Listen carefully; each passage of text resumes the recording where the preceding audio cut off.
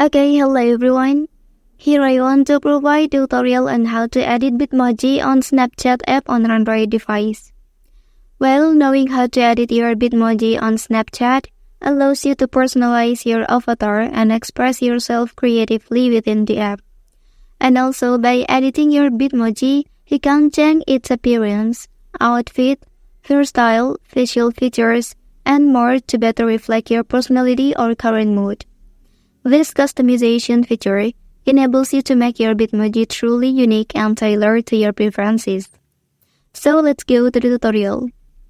Okay, first thing first, open Snapchat app. And then you can enter to your profile page at the top left corner. So now tap on the settings here. Okay, and then you can select Bitmoji option. And now you can choose the second one.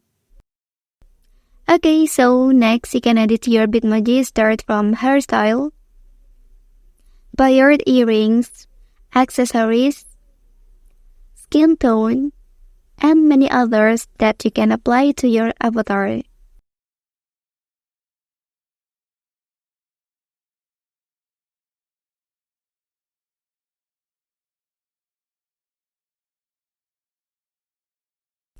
So after finishing, you can click save here.